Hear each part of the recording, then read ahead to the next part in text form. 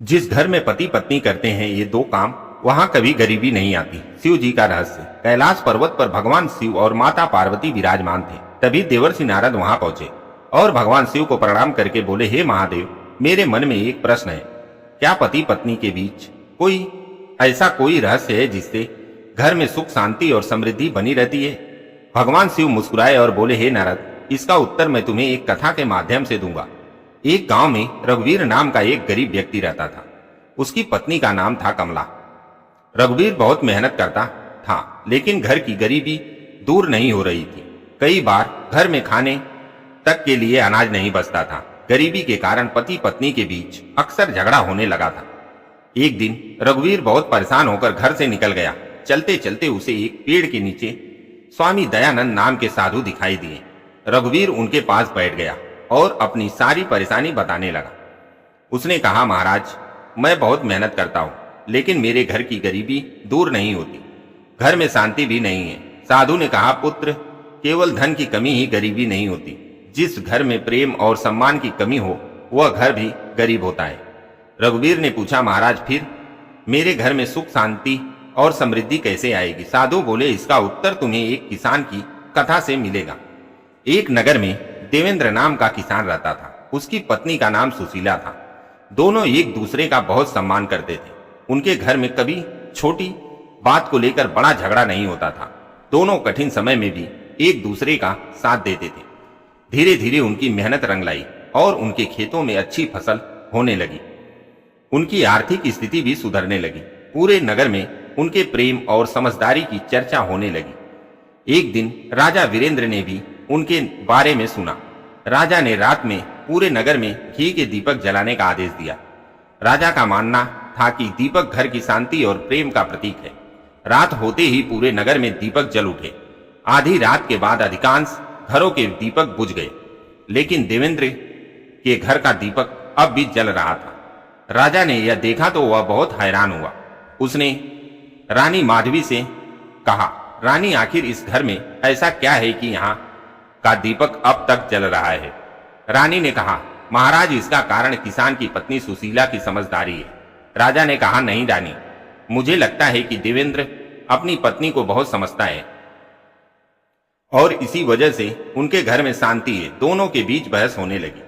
आखिर राजा ने कहा, क्यों न हम दोनों की परीक्षा लेकर पता करें कि उनके घर की खुशहाली का असली कारण क्या है। रानी भी तैयार हो गई। राजा ने एक सैनिक को बुलाया और कहा, तुम देवेंद्र के पास जाओ और उससे कहना कि यदि वह अपनी पत्नी को छोड़ दे तो मैं उसे बहुत धन और जमीन दूंगा। सैनिक किसान के घर पहुंचा और राजा का प्रस्ताव उसके सामने रख दिया। देवेंद्र ने बिना देर किए कहा, राजा, मुझे कितना भी धन दे दे, लेकिन मैं अपनी पत्नी का साथ नहीं छोड़ सकता। धन फिर से कमाया जा सकता है, लेकिन विश्वास और जीवन साथी का साथ किसी कीमत पर भी नहीं खरीदा जा सकता। सैनिक वापस राजमहल पहुंचा और उसने राजा को किसान का उत्तर बता दिया। राजा किसान की बात सुनकर बहुत प्रभावित हुआ, लेकिन रानी ने कहा, महाराज, किसान की परीक्षा तो हो गई, अब उसकी पत्नी की परीक्षा भी होनी चाहिए। रानी ने अपनी दासी राधा को बुलाया और उसे सुशीला के पास भेजा। दासी ने सुशीला से कहा, रानी, तुम्हें बहुत धन और संपत्ति देने को तैयार है, बस तुम्हें अपने पति का साथ छोड़ना होगा। सुशीला कुछ देर शांत रही और बोली, धन की जरूरत हर इंसान को होती है, लेकिन मैं अपने पति का विश्वास धन के बदले नहीं बेच सकती। दासी वापस राजमहल पहुंची और रानी को सारी बात बता दी। राजा और रानी दोनों समझ गए कि इस परिवार की असली ताकत धन नहीं, बल्कि आपसी विश्वास और सम्मान है। लेकिन राजा के मन में अभी भी एक प्रश्न बाकी था। आखिर इस पति पत्नी के बीच ऐसा क्या था जिसके कारण उनके घर में प्रेम और समृद्धि बनी रहती थी? इसी रहस्य का उत्तर जानने के लिए राजा ने उनकी कहानी को और गहराई से जानने का फैसला किया। उधर स्वामी दयानंद ने रघुवीर से कहा, पुत्र, कहानी अभी बाकी है, ध्यान से सुनना, क्योंकि आगे तुम्हें पता चलेगा कि सुखी घर की असली दौलत क्या होती है। रघुवीर उत्सुक होकर साधु की ओर देखने लगा। स्वामी दयानंद ने रघुवीर से कहा, पुत्र, अब इस कथा का सबसे महत्वपूर्ण भाग सुनो। राजा वीरेंद्र के मन में यह जानने की इच्छा और बढ़ गई कि देवेंद्र और सुशीला के घर में इतनी शांति क्यों रहती है। राजा ने एक दिन देवेंद्र को अपने दरबार में बुलवाया। देवेंद्र राजा के सामने पहुंचा तो राजा ने पूछा, देवेंद्र, तुम्हारे घर में कभी बड़ा झगड़ा क्यों नहीं होता? तुम्हारे पास कोई बहुत बड़ा खजाना भी नहीं है, फिर भी तुम्हारे घर में हमेशा सुख और संतोष दिखाई देता है। देवेंद्र ने हाथ जोड़कर कहा, महाराज, हमारे घर में धन से ज्यादा एक दूसरे की इज्जत है। जब मेरी पत्नी थक जाती है तो मैं उसका काम बांट लेता हूं। जब मैं परेशान होता हूं तो वह मेरा हौसला बढ़ाती है। हम दोनों जानते हैं कि जीवन में सुख और दुख आते रहते हैं, लेकिन एक दूसरे का साथ नहीं छोड़ना चाहिए। राजा देवेंद्र की बात सुनकर बहुत प्रभावित हुआ। तभी रानी माधवी ने कहा, महाराज, यही बात सुशीला से भी पूछनी चाहिए। राजा ने सुशीला को राजमहल में बुलाया। रानी ने उससे पूछा, सुशीला, तुम्हारे घर की शांति का कारण क्या है? सुशीला ने कहा, महारानी, मेरे पति कोई बड़े धनवान व्यक्ति नहीं है, लेकिन वह मेरा सम्मान करते हैं। मैं भी उनका सम्मान करती हूँ। हम दोनों एक दूसरे की कमियों को सबके सामने नहीं रखते। घर की बात घर में रखते हैं और किसी परेशानी में एक दूसरे को दोष देने के बजाय समाधान ढूंढते हैं। रानी ने कहा, अगर कभी तुम्हारे पति के पास धन न हो तो क्या तुम उन्हें छोड़ दोगी? सुशीला ने तुरंत कहा, नहीं महारानी, धन कम हो सकता है, लेकिन पति पत्नी का विश्वास कम नहीं होना चाहिए। रानी ने राजा की ओर देखा और कहा, महाराज, अब मुझे समझ आ गया कि इस घर की समृद्धि का रहस्य क्या है। राजा ने भी कहा, हाँ रानी, जिस घर में पति पत्नी एक दूसरे का सम्मान करते हैं वहां सुख अपने आप आने लगता है। उसी समय स्वामी दयानंद ने रघुवीर से कहा, पुत्र, ध्यान रखना, संसार में कोई ऐसा जादुई उपाय नहीं है जिससे किसी के शरीर के किसी अंग को छूने मात्र से अचानक धन की वर्षा होने लगे। असली समृद्धि मेहनत और समझदारी से आती है। रघुवीर ध्यान से साधु की बात सुन रहा था। साधु ने आगे कहा, पति पत्नी का स्नेह तभी शुभ होता है जब उसमें दोनों की सहमति और सम्मान हो। एक दूसरे की सेवा करना प्रेम का प्रतीक हो सकता है, लेकिन किसी भी व्यक्ति की इच्छा के विरुद्ध उसे छूना या कोई निजी व्यवहार करना सही नहीं है। रघुवीर ने सिर झुका लिया। उसे पहली बार समझ आया कि वह अपनी पत्नी की परेशानियों को केवल शिकायत समझता था, लेकिन उसकी भावनाओं को समझने की कोशिश नहीं करता था। साधु ने कहा, यदि तुम अपने घर में सुख चाहते हो तो अपनी पत्नी को दोष देने के बजाय उससे प्रेम और सम्मान से बात करो। घर की जिम्मेदारियां मिलकर उठाओ और जितनी मेहनत तुम बाहर करते हो उतनी ही कोशिश घर में भी शांति बनाए रखने की भी करो। रघुवीर ने साधु से वादा किया कि वह अब अपने व्यवहार को बदलेगा। वह घर वापस जाने के लिए उठ खड़ा हुआ, लेकिन स्वामी दयानंद ने उसे रोककर कहा, पुत्र, अभी कहानी का एक अंतिम रहस्य बाकी है। इसी रहस्य से तुम्हें पता चलेगा कि देवेंद्र और सुशीला के घर में केवल धन ही नहीं बल्कि सच्चा सुख क्यों था। रघुवीर फिर से साधु के पास बैठ गया। साधु ने कहना शुरू किया, एक दिन देवेंद्र के जीवन में ऐसी परिस्थिति आई जिसने उनके प्रेम और विश्वास की सबसे बड़ी परीक्षा ले ली। स्वामी दयानंद ने रघुवीर से कहा, पुत्र, अब उस समय की बात सुनो जब देवेंद्र और सुशीला के जीवन में सबसे कठिन परीक्षा आई। एक साल नगर में भयंकर सूखा पड़ गया। खेतों में पानी नहीं था और फसल खराब होने लगी। देवेंद्र के पास जितना धन था वह भी धीरे धीरे घर की जरूरतों में खर्च होने लगा। गांव के कई किसान अपना खेत बेचने की सोचने लगे। कुछ लोग नगर छोड़कर दूसरे स्थानों पर जाने लगे। एक दिन देवेंद्र बहुत चिंतित होकर घर लौटा। सुशीला ने उसके चेहरे पर चिंता देखकर पूछा, क्या हुआ? देवेंद्र ने कहा, इस बार हमारी फसल भी बचना मुश्किल है। अगर बारिश नहीं हुई तो हमें बहुत बड़ा नुकसान होगा। सुशीला ने कहा, चिंता मत करो, हम दोनों मिलकर इस कठिन समय का सामना करेंगे। देवेंद्र ने कहा, लेकिन अगर खेत बर्बाद हो गए तो हमारे पास कुछ नहीं बचेगा। सुशीला ने मुस्कुराकर कहा, हमारे पास एक दूसरे का साथ तो रहेगा, यही हमारे लिए सबसे बड़ी ताकत है। देवेंद्र ने अपनी पत्नी की बात सुनी तो उसका मन मजबूत हो गया। अगले दिन दोनों ने मिलकर खेत में पानी पहुंचाने का रास्ता बनाने की कोशिश शुरू कर दी। गांव के कुछ लोग उनका मजाक उड़ाने लगे। उन्होंने कहा, इतनी मेहनत से क्या होगा, बारिश ही नहीं हो रही तो खेत कैसे बचेंगे? लेकिन देवेंद्र और सुशीला ने किसी की बात पर ध्यान नहीं दिया। दोनों दिन रात मेहनत करते रहे। कुछ दिनों बाद राजा वीरेंद्र को पता चला कि किसान अपने खेत को बचाने के लिए लगातार मेहनत कर रहा है। राजा ने सैनिकों से कहा कि गांव के जरूरतमंद किसानों की सहायता की जाए। देवेंद्र के खेत तक भी पानी पहुंचाने की व्यवस्था की गई। कुछ समय बाद बारिश शुरू हुई और देवेंद्र की फसल बच गई। उस वर्ष उसकी फसल पूरे गांव में सबसे अच्छी हुई। राजा ने देवेंद्र को दरबार में बुलाकर कहा, तुम्हारी सफलता देखकर मुझे समझ आया कि केवल भाग्य से कोई समृद्धि नहीं बनता, मेहनत और सही समय पर साथ देने वाला जीवन साथी भी बहुत बड़ी शक्ति होता है। देवेंद्र ने कहा, महाराज, मेरी मेहनत तभी सफल हुई क्योंकि मेरी पत्नी ने कठिन समय में मेरा हौसला नहीं टूटने दिया। राजा ने सुशीला की ओर देखकर कहा, तुम्हारे घर की असली संपत्ति यही विश्वास है। उसी दिन राजा ने पूरे नगर में घोषणा करवाई कि जो भी परिवार कठिन समय में एक दूसरे का साथ देगा वह वास्तव में समृद्ध परिवार है। उधर स्वामी दयानंद ने रघुवीर से कहा, पुत्र, अब तुम सोचो कि यदि किसी घर में बहुत धन हो लेकिन पति पत्नी एक दूसरे से हर समय लड़ते रहे तो क्या वह घर सच में सुखी कहलाएगा? रघुवीर ने कहा, नहीं महाराज, वहां धन तो हो सकता है लेकिन शांति नहीं होगी। साधु ने कहा, और यदि किसी घर में धन कम हो लेकिन पति पत्नी एक दूसरे का सम्मान करें और मिलकर मेहनत करें तो क्या वह घर गरीब कहलाएगा? रघुवीर ने कहा, नहीं महाराज, ऐसा घर धन से भले छोटा हो लेकिन सुख से बहुत बड़ा होता है। साधु मुस्कुराए और बोले, यही इस पूरी कथा का रहस्य है। मनुष्य को अपने घर की समृद्धि के लिए किसी अंधविश्वास के पीछे भागने की जरूरत नहीं है। उसे अपने व्यवहार को बदलना चाहिए, पत्नी का सम्मान करना चाहिए, उसकी बात सुननी चाहिए, घर के काम और जिम्मेदारियां मिलकर निभानी चाहिए।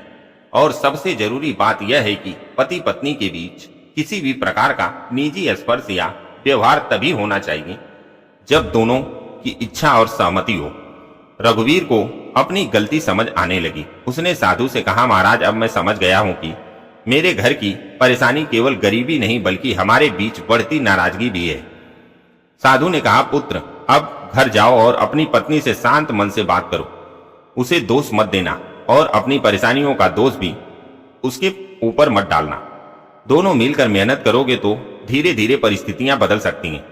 रघुवीर साधु को प्रणाम करके अपने घर की ओर चल पड़ा, लेकिन उसे नहीं पता था कि घर पहुंचने के बाद उसकी जिंदगी में एक ऐसा बदलाव आने वाला था है जो उसकी सोच हमेशा के लिए बदल देगा। रघुवीर जब घर पहुंचा तो कमला आंगन में बैठी हुई थी। रघुवीर ने पहली बार बिना किसी शिकायत के अपनी पत्नी से कहा, कमला, मुझे तुमसे कुछ जरूरी बात करनी है। कमला ने हैरानी से उसकी ओर देखा और बोली, बताइए। रघुवीर ने कहा, आज मुझे समझ आया कि हमारी गरीबी की सबसे बड़ी वजह केवल पैसों की कमी नहीं है। हम दोनों छोटी छोटी बातों पर एक दूसरे से नाराज हो जाते हैं और फिर घर का माहौल खराब हो जाता है। कमला कुछ देर चुप रही, फिर उसकी आंखों में आंसू आ गए और उसने कहा, मैं भी अपनी परेशानियों के कारण तुम्हें बार बार ताने देती रही। मुझे लगा कि तुम हमारे लिए पर्याप्त मेहनत नहीं कर रहे हो, लेकिन मैंने कभी यह नहीं सोचा कि तुम भी अंदर से कितने परेशान होते हो। रघुवीर ने कहा, हम दोनों से गलती हुई है। अब हमें एक दूसरे को दोष देने के बजाय मिलकर अपनी जिंदगी सुधारनी चाहिए। उस दिन दोनों ने बैठकर अपने घर की सारी परेशानियों के बारे में बात की। उन्होंने तय किया कि जो भी कमाई होगी उसका सही तरीके से उपयोग करेंगे, बेकार के खर्चों को रोकेंगे और साथ मिलकर एक छोटा सा काम शुरू करेंगे। अगले दिन रघुवीर सुबह जल्दी उठा और काम पर निकल गया। कमला ने भी घर के काम के साथ उसकी मदद करना शुरू कर दिया। कुछ दिनों तक कोई बड़ा बदलाव नहीं आया, लेकिन दोनों ने हिम्मत नहीं छोड़ी। धीरे धीरे उनके काम में सुधार होने लगा। रघुवीर की मेहनत और कमला के सहयोग से उनकी आमदनी बढ़ने लगी। घर में अनाज आने लगा और उनकी छोटी छोटी जरूरतें पूरी होने लगी। सबसे बड़ा बदलाव यह था कि अब घर में पहले जैसी लड़ाई नहीं होती थी। दोनों एक दूसरे की बात सुनते थे और किसी भी समस्या का समाधान मिलकर निकालते थे। महीनों बाद रघुवीर ने उसी जगह जाने का फैसला किया जहां उसकी मुलाकात स्वामी दयानंद से हुई थी। वह साधु के पास पहुंचा और हाथ जोड़कर बोला, महाराज, आपकी सीख ने मेरी जिंदगी बदल दी। साधु ने पूछा, अब तुम्हारे घर की स्थिति कैसी है? रघुवीर ने कहा, महाराज, अब हमारे घर में पहले से ज्यादा सुख है। धन धीरे धीरे बढ़ रहा है, लेकिन उससे भी बड़ी बात यह है कि मेरे और मेरी पत्नी के बीच प्रेम और सम्मान बढ़ गया है। साधु मुस्कुराए और बोले, पुत्र, यही असली समृद्धि है। धन आज है और कल कम भी हो सकता है, लेकिन यदि पति पत्नी एक दूसरे का साथ दे तो कठिन समय भी आसानी से गुजर जाता है। रघुवीर ने पूछा, महाराज क्या यही कारण था कि देवेंद्र और सुशीला के घर में हमेशा सुख बना रहा? साधु ने कहा, बिल्कुल। उनके घर की खुशहाली किसी चमत्कारी उपाय की वजह से नहीं थी। उसका कारण था उनका आपसी विश्वास। देवेंद्र अपनी पत्नी का सम्मान करता था और सुशीला अपने पति की मेहनत को समझती थी। दोनों एक दूसरे की भावनाओं का ध्यान रखते थे, इसलिए उनके घर में शांति बनी रहती थी और उनकी मेहनत से धन भी बढ़ता गया। साधु ने आगे कहा, लोग अक्सर धन पाने के लिए चमत्कार खोजते हैं, लेकिन असली चमत्कार तब होता है जब परिवार के लोग एक दूसरे का साथ देना सीख जाते हैं। यदि पति अपनी पत्नी की इज्जत करेगा और पत्नी अपने पति की मेहनत और भावनाओं को समझेगी तो घर की बहुत सी परेशानियां अपने आप कम हो जाएगी। रघुवीर ने साधु को प्रणाम किया और कहा, महाराज अब मैं समझ गया कि घर की लक्ष्मी केवल धन नहीं है, घर की असली लक्ष्मी शांति, प्रेम और सम्मान है। साधु ने कहा, सही कहा पुत्र, जहां सम्मान होता है वहां विश्वास बढ़ता है, जहां विश्वास होता है वहां प्रेम बढ़ता है, और जहां प्रेम होता है वहां परिवार कठिन से कठिन परिस्थितियों में भी मजबूत बना रहता है। लेकिन अभी रघुवीर को इस सीख को भगवान शिव और देवर्षि नारद के सामने पूरी तरह समझना बाकी था, क्योंकि इस कथा का अंतिम संदेश अभी कैलाश पर्वत पर पहुंचना बाकी था। रघुवीर ने स्वामी दयानंद को प्रणाम किया और कहा, महाराज अब मुझे समझ आ गया है कि घर में सुख और समृद्धि केवल धन से नहीं आती। साधु मुस्कुराए और बोले, पुत्र अभी इस सीख को अपने जीवन में उतारना बाकी है। याद रखो कि पति पत्नी एक दूसरे के जीवन साथी होते हैं, इसलिए दोनों का सम्मान और सहमति सबसे जरूरी है। इसके बाद साधु ने रघुवीर को कुछ सरल बातें समझाई। उन्होंने कहा, यदि पति अपनी पत्नी की बात ध्यान से सुने, उसके कठिन समय में उसका साथ दे, उसके काम में सहयोग करे और उसकी इच्छा का सम्मान करे तो घर का वातावरण अच्छा बना रहता है।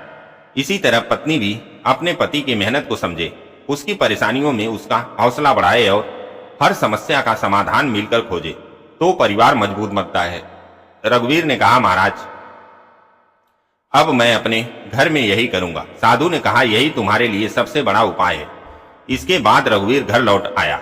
उसने कमला से कहा, आज से हम दोनों मिलकर अपने घर को संभालेंगे, चाहे परिस्थिति कितनी भी कठिन हो, हम एक दूसरे को दोष नहीं देंगे। कमला ने भी उसका हाथ थाम कर कहा, मैं भी तुम्हारा साथ दूंगी। उस दिन के बाद दोनों ने अपने जीवन में कई छोटे छोटे बदलाव किए। रघुवीर ने अपनी मेहनत बढ़ाई और कमला ने घर के खर्च को व्यवस्थित करना शुरू किया। दोनों ने थोड़े थोड़े पैसे बचाने शुरू किए। कुछ समय बाद उनकी स्थिति पहले से बेहतर होने लगी। घर में नियमित रूप से भोजन आने लगा। पुराने कर्ज धीरे धीरे कम होने लगे। सबसे बड़ी बात यह थी कि अब उनके घर में पहले जैसा कलह नहीं था। दोनों समझ चुके थे कि परेशानी आने पर एक दूसरे से लड़ना समाधान नहीं है।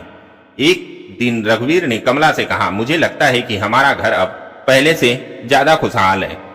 कमला ने कहा, क्योंकि अब हम एक दूसरे को समझने लगे हैं। रघुवीर ने मुस्कुराकर कहा, यही हमारी सबसे बड़ी संपत्ति है। उधर कैलाश पर्वत पर भगवान शिव अपनी कथा सुना रहे थे। देवर्षि नारद पूरी बात ध्यान से सुन रहे थे। भगवान शिव ने कहा, हे नारद, अब तुम्हें समझ आया कि मनुष्य के घर में सुख और समृद्धि किस प्रकार आती है। नारद जी ने हाथ जोड़कर कहा, प्रभु अब मुझे पूरी बात समझ आ गई। आपने यह बताया कि किसी व्यक्ति के शरीर के किसी अंग को छूने मात्र से धन की प्राप्ति नहीं होती। घर की समृद्धि अच्छे कर्मों, मेहनत, आपसी सम्मान, प्रेम, विश्वास और सही व्यवहार से आती है। भगवान शिव ने कहा, बिल्कुल देवर्षि, जो मनुष्य केवल चमत्कार की तलाश करता है वह असली रास्ते को भूल सकता है। धन कमाने के लिए मेहनत करनी चाहिए और परिवार में शांति के लिए एक दूसरे की भावनाओं का सम्मान करना चाहिए। माता पार्वती ने भी कहा, जिस घर में पति पत्नी एक दूसरे का सम्मान करते हैं और दुख सुख में साथ देते हैं, वहां छोटी परेशानियां भी बड़ी नहीं बनती। नारद जी ने कहा, माता और महादेव, आज मुझे ऐसा ज्ञान मिला है जिसे मैं संसार के लोगों तक पहुंचाऊंगा। भगवान शिव मुस्कुराए और बोले, यही इस कथा का उद्देश्य है। लेकिन हे नारद, मनुष्य को यह भी याद रखना चाहिए कि पति पत्नी के बीच कोई भी निजी स्पर्श या व्यवहार तभी उचित है जब दोनों की स्पष्ट इच्छा और सहमति हो। प्रेम में अधिकार नहीं बल्कि सम्मान होना चाहिए। इसके बाद नारद जी ने भगवान शिव को प्रणाम किया, लेकिन इस कथा का अंतिम संदेश अभी बाकी था। भगवान शिव ने कहा, हे नारद, जो मनुष्य अपने घर को खुशहाल बनाना चाहता है उसे सबसे पहले अपने व्यवहार को बदलना चाहिए, क्योंकि घर की सबसे बड़ी संपत्ति सोना चांदी नहीं बल्कि आपसी विश्वास है।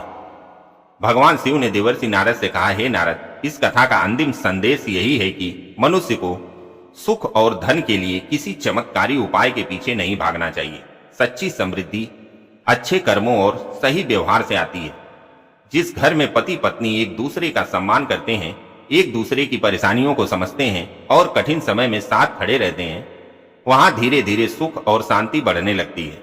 नारद जी ने हाथ जोड़कर कहा, प्रभु, अब मुझे पूरी तरह समझ आ गया कि घर की असली संपत्ति क्या है। भगवान शिव बोले, हे देवर्षि, धन कमाने के लिए मेहनत जरूरी है, लेकिन धन को टिकाए रखने के लिए समझदारी जरूरी है और परिवार को खुश रखने के लिए प्रेम और सम्मान जरूरी है। जो पति और अपनी पत्नी की बात सुनता है, उसकी इच्छा और भावनाओं का सम्मान करता है और घर की जिम्मेदारियों में उसका साथ देता है, वह अपने घर को मजबूत बनाता है। इसी प्रकार जो पत्नी अपने पति के मेहनत को समझती है और कठिन समय में उसका हौसला बढ़ाती है, वह भी परिवार को मजबूत बनाती है।